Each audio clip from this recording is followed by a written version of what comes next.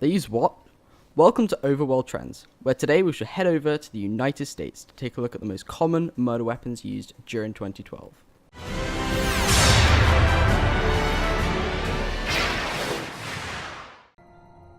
Although this may be considered a disturbing video in the top 10 list, it really is quite a fascinating study and really makes you wonder what goes on inside the heads of these crazy murderers. Scraping its way onto our top 10 list is explosions. Although this may be pretty cool to watch and add some cool effects into your favourite movies, this is in fact something people use to murder their victims. There was 8 people who sadly died from explosions during the year 2012 and can be extremely damaging not only to the property but to the victims' families. There was one case on November 12, 2012 where a group of 3 planned to blow up their house with a natural gas explosion and actually ended up blowing up a further 5 houses, not to mention damaging 90 others as well, which added up to over $4 million worth of damage. Now that's pretty difficult to explain to the judge, and I doubt they'll have happy neighbours after that one. Although unluckily they ended up killing their nearest neighbour and resulted being guilty of felony murder. They were also sentenced to death, however they managed to get out easy with a life sentence, although some would argue that isn't lucky at all. At number 9 we have poison, an interesting weapon of choice used to kill just 12 people during 2012 within the US. The silent killer, which often goes undetected, really is deadly and can be commonly slipped into food or drink in order to kill its victim. However, not all poisons are bad. Some can be used to treat illnesses, such as the venom from the Chilean rose tarantula, which is thought to treat muscular dystrophy. Basically, this is when the body tissue or muscle slowly wastes away. Moving on to number 8 on this top 10 list, and arguably the most terrifying way of leaving this world, is drowning. It's something everyone dreads when out at sea, or if you unfortunately find yourself in a plummeting plane above the ocean doomed to your death. This brutal method left 13 people dead in 2012 within the US, and continues to have a lack of homicides due to the murderer having to overpower their victims in order to make it work. Children are the most common victims of this method, due to being physically less able to defend themselves. In number 7, we have narcotics, which has been the cause of 35 murders within the US in 2012. It is probably one of the most difficult methods of murder to carry out, and is thought to be even harder to prove the killer. If you're a bit confused, then narcotics is basically just a drug that causes drowsiness, insensibility, and also relieves pain. So it's a fairly painless way to die. It's also an addictive drug, commonly illegal, and when taken, depending on the drug that you take, it can kill you.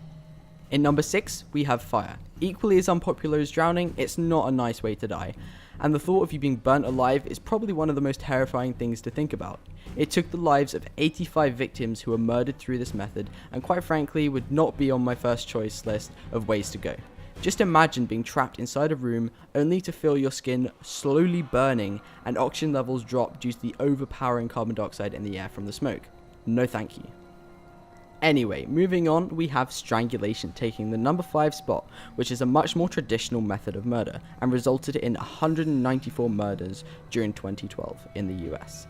A large amount of these murders was due to domestic disputes that turn, well, a little bit nasty, and sadly some result in death.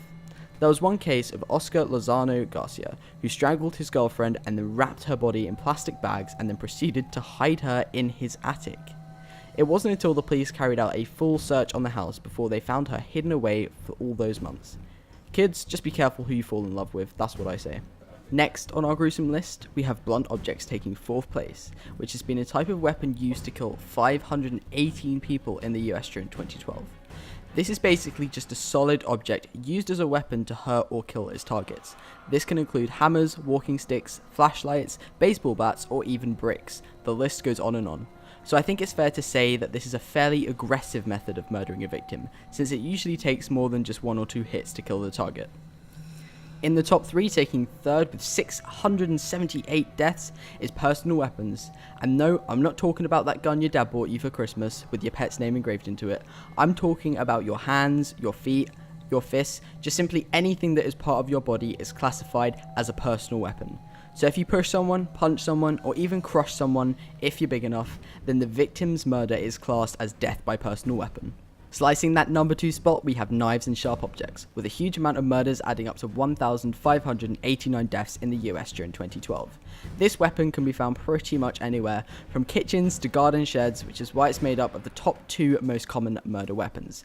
There was even a case in New Mexico where a mother stabbed her own son to death with a screwdriver due to being high on drugs. However, in other countries where firearms are not legal, this would definitely hit the number 1 spot.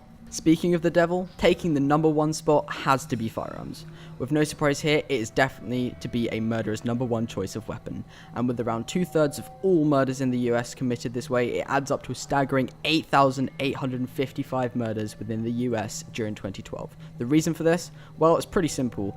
It's thought to be much easier to shoot someone than to kill them with a close-up weapon and have to look the victim in the eye and see their pain.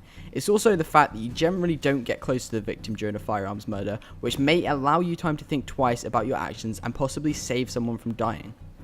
Anyway, this has been your host James from OverworldTrends, and we hope that you check out our future content by subscribing and dinging that bell so you don't miss any of our uploads. Also, if you enjoyed this video, be sure to like and show us some love. Thanks for watching, see you next time.